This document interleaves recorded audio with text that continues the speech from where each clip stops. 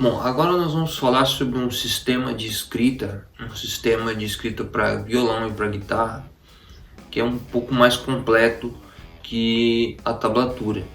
É um sistema de escrita mais antigo que existe, é a partitura. Nós vamos ver aí passo a passo como é que funciona esse sistema de escrita musical. Na verdade não tem nada de complicado, porque na verdade depende muito da prática que você vai estar lendo as partituras, né? E conforme você vai praticando e vai lendo as partituras, você vai acabando que se tornando mais fácil e mais rápido para você descobrir onde ficam as notas, descobrir onde ficam os acidentes musicais e todas as figuras musicais que representam determinados tipos de situações. Nesse vídeo eu vou procurar fazer um resumão de como funciona a partitura no geral, assim, né? O básico que vocês precisam para estar lendo uma partitura.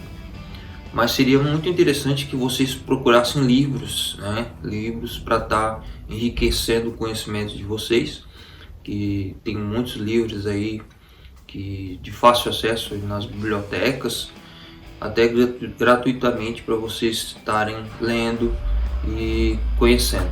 Quando eu resolvi aprender partitura, eu andei procurando alguns livros para estar aprendendo. Alguns eu não me encontrei, outros eu não entendi nada, mas até que teve um que eu achei lá na biblioteca da minha cidade, que falava de forma bem resumida e bem explicado como funcionava cada coisa, assim. Então eu gostei muito desse livro, vai estar aparecendo aí para vocês verem, e é muito bom, né?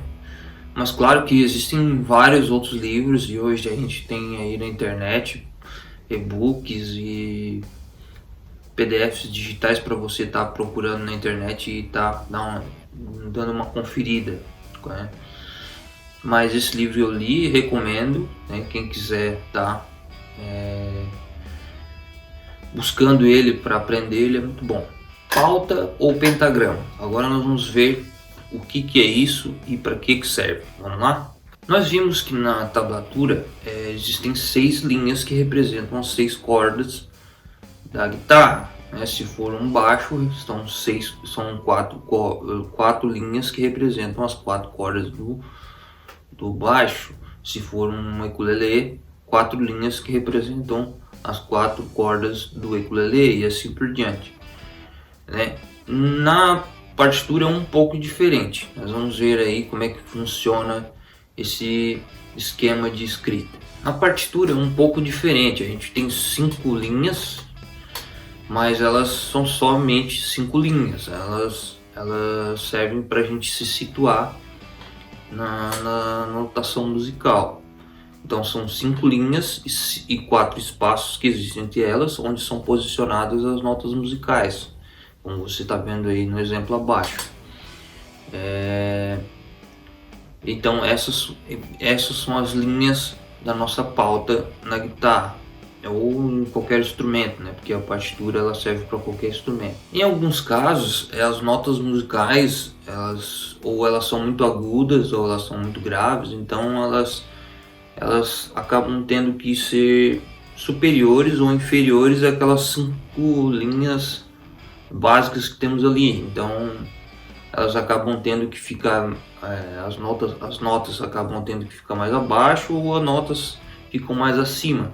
Então são acrescidas linhas, linhas inferiores e linhas superiores, para estar fazendo essa notação.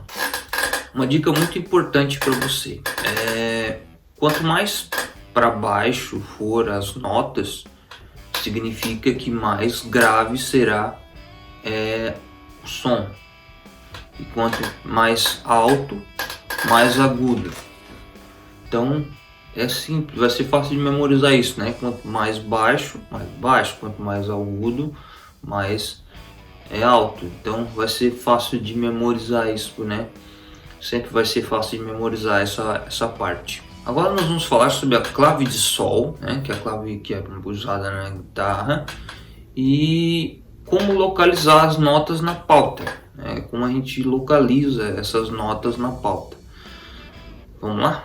Então a clave é um desenho, né? Um símbolo que fica no início da pauta, no início da partitura, que ela representa aonde que vai começar as notas, né? Por exemplo, na clave de Sol, a hora que a gente tem a voltinha do S ali, significa que começa a nota de Sol.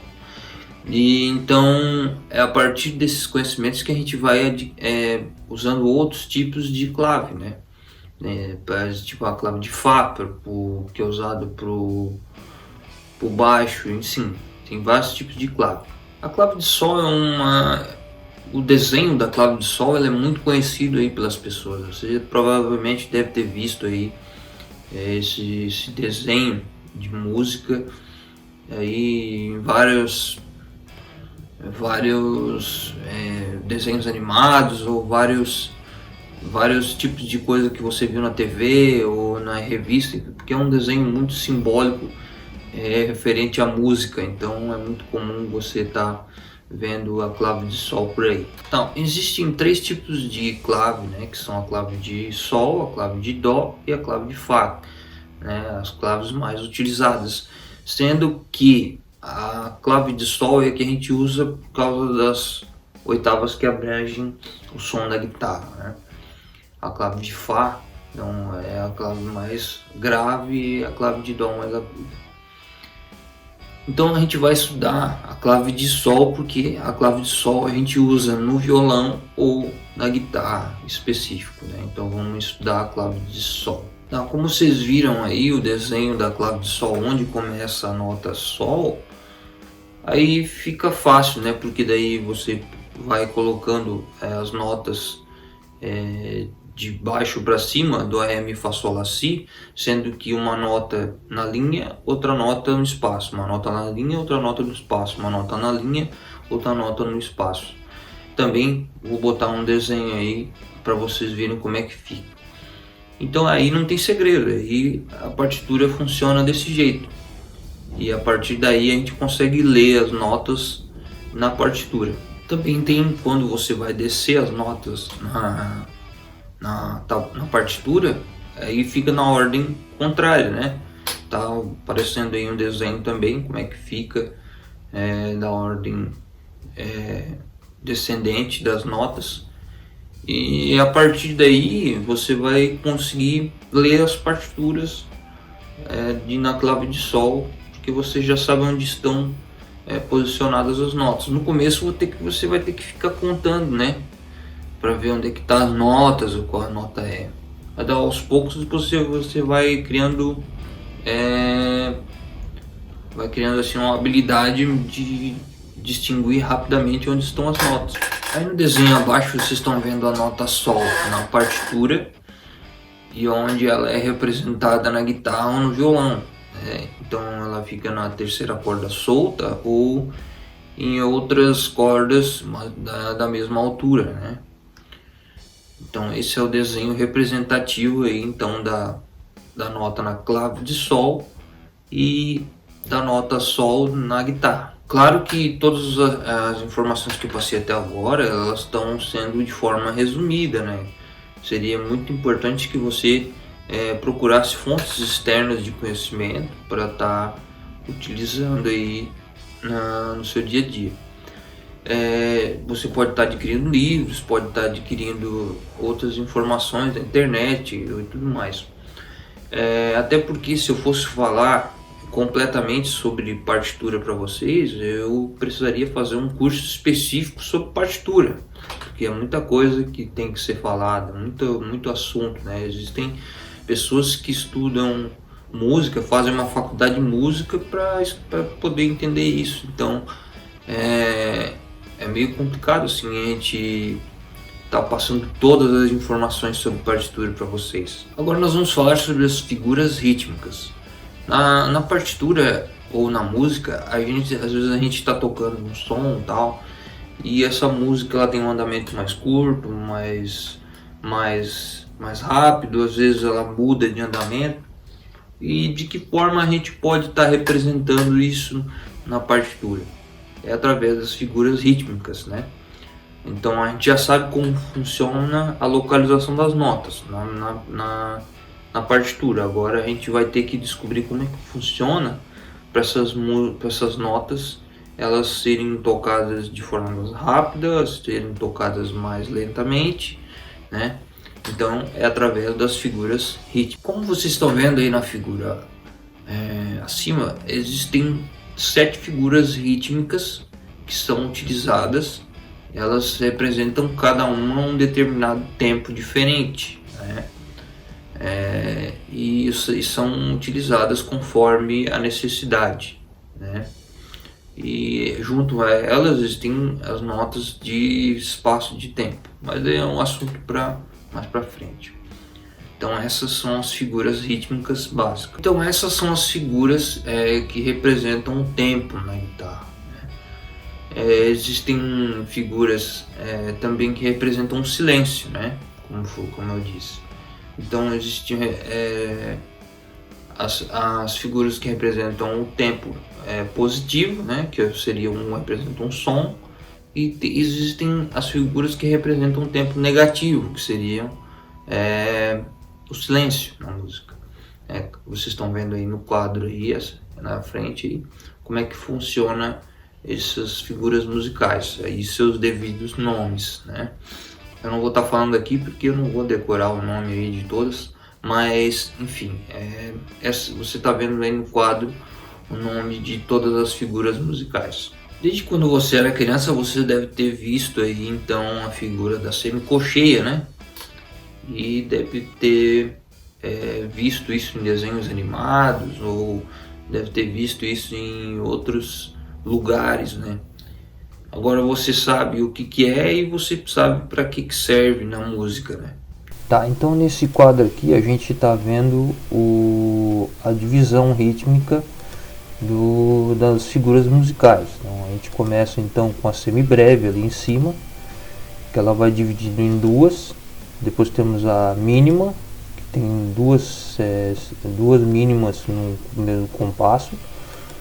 Depois a semimínima, a gente tem 4 semimínimas ocupando o mesmo espaço da semibreve. Depois nós temos a colcheia com 8. A semicolcheia ocupa 16 espaços nesse mesmo compasso. Depois a fusa ocupa 32 espaços nesse mesmo compasso. E depois a semifusa, que ocupa 64 espaços dentro desse mesmo compasso. Aqui no lado direito aqui a gente tem as divisões rítmicas, e do lado esquerdo a gente tem também quantas figuras musicais por cada compasso nós temos. Aqui nesse outro quadro aqui que a gente está vendo aqui, a gente tem uma representação das notas musicais, né? Das figuras musicais, aliás, e também a divisão de tempo que existe entre cada uma. A semibreve é equivalente a 2 mínimas, 4 semimínimas e assim por diante. A mínima é equivalente a uma mínima, né? A 2 semimínimas, 4 colcheias, 8 semicolcheias, 16 fusa e 32 semifusas. A semimínima equivale a uma semimínima, a 2 colcheias, 4 semicolcheias, 8 fusa e 16 semifusa. E assim por diante. Aí a gente vai descendo até chegar à semifusa, que tem um valor de uma fusa. Então esse quadro aqui é muito representativo, dá pra gente ter uma compreensão melhor de como funciona também de uma forma diferente as figuras musicais. Certamente você já deve ter ouvido falar sobre compasso. É o que nós vamos falar agora. O compasso, você deve ter ouvido falar no ambiente musical. Comércio do segundo compasso, comércio do terceiro compasso, enfim. O compasso são, junto com as figuras musicais, eles representam então o tempo musical, né? Nós vamos ver aí como é que funciona então essa representação. Então o compasso seria você dividir a música em trechos, né? Em trechos, e onde aqueles trechos ali, matematicamente, eles giram em torno do mesmo tempo, né? Então, dentro daquele âmbito de tempo do compasso, que é dividido pelas barras de compasso, você toca um trecho musical, depois toca outro trecho, né? E vamos supor que uma semibreve ela ocupa o trecho inteiro de um compasso, né?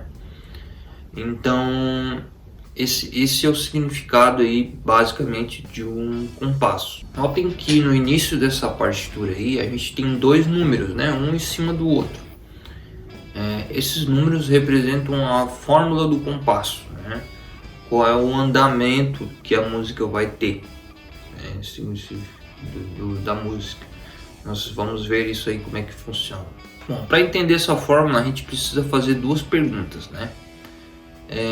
Qual o tempo dessa fórmula de compasso e que figura rítmica a gente vai estar utilizando nesse compasso? Então, através da fórmula de compasso específica, a gente precisa ter essas duas noções de como funciona então o compasso na música. Tá, então a gente tem aqui um exemplo de compasso, como vocês estão vendo aqui na minha esquerda, um compasso 2x4, né? Ele poderia estar em qualquer lugar aí na frente da sua partitura, né? Na frente da sua clave. Então, o número de cima, a gente tem que fazer a seguinte pergunta: quantos tempos por compasso? Então significa que ele vai ter 2 tempos por compasso. O que significa isso? Significa o seguinte: que cada compasso você vai contar 2 tempos. 1, 2, fechou um compasso. 1, 2, fechou o outro compasso. 1, 2, fechou o terceiro compasso, e assim por diante. Então cada compasso vai ter 2 tempos. Qual a figura rítmica será a unidade de tempo? Então o número de baixo representa qual a figura rítmica será a unidade de tempo. 4 significa que será uma semimínima, seria a figura musical a ser utilizada no nosso compasso. Então, se a gente tem esse tempo de compasso e a gente já sabe qual a figura vai usar, a gente então consegue montar o nosso compasso conforme as suas figuras rítmicas que são encaixadas nesse compasso, entendeu? Então esse é o conceito básico da formulação de um compasso. Então, para interpretar o número de baixo da nossa fórmula de compasso, nós temos essa figura aqui, né? Essa figura representa os números de baixo aqui dessa figura representam as figuras de tempo que devem ter no seu compasso, né? Você já deve ter visto assim a banda cantando, né? 1, 2, 3, 4 antes de iniciar a música. Isso que significa que o compasso ele é 4x4. Essa é uma unidade de tempo muito comum no rock, né? Existem diversos tipos de compasso, né?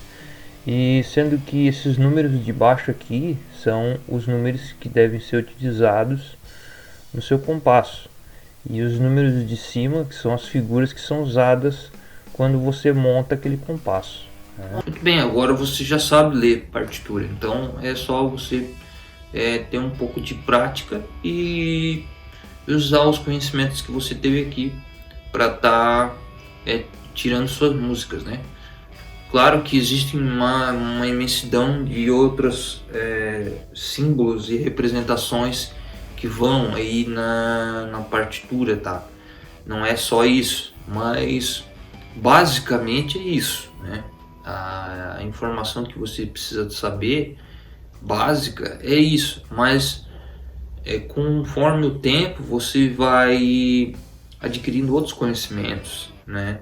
Como eu disse, eu não posso estar falando muito sobre partitura aqui, porque senão ia tornar um vídeo extenso e eu precisaria estar fazendo aí um curso, né, específico para partitura, porque é um assunto que tem muita coisa para ser falado, né? Então seria interessante que vocês procurassem fontes externas para estar enriquecendo o conhecimento de vocês. Mas partitura é isso aí, espero que vocês tenham gostado e nos vemos no próximo vídeos.